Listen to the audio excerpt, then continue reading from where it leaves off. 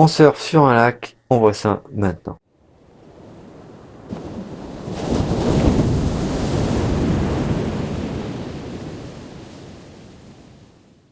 Salut! Eh ben, on va voir un entraînement qui est assez sympa, c'est celui d'aller en surf sur un lac, un étang.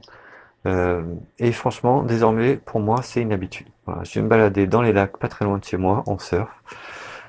Si on n'a pas de planche de surf, on peut peut-être se récupérer une planche à voile, il y en a plein à les greniers.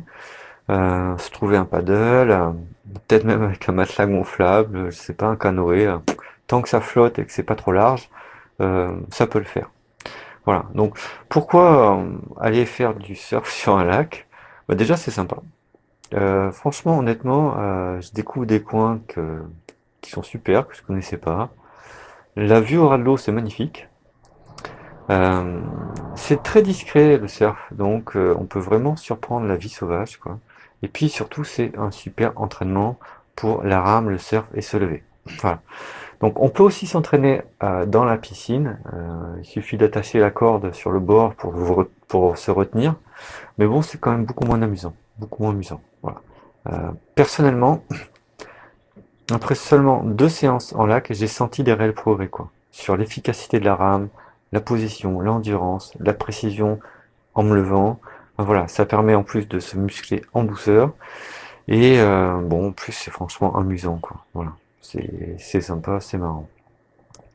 C'est donc une de mes activités désormais.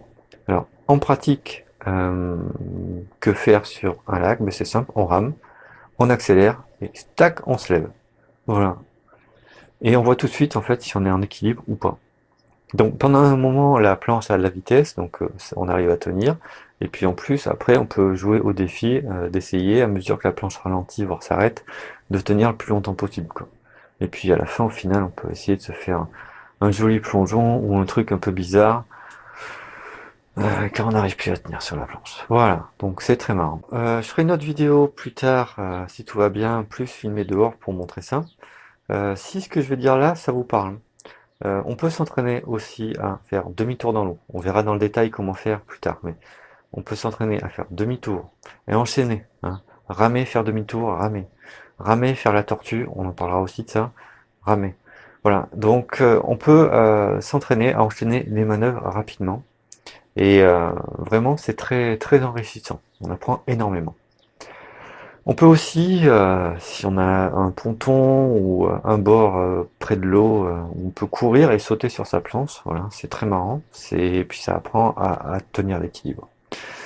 Voilà, c'est tout pour aujourd'hui. On se retrouve bientôt. D'ici là, glissez bien, amusez-vous bien, puis profitez bien.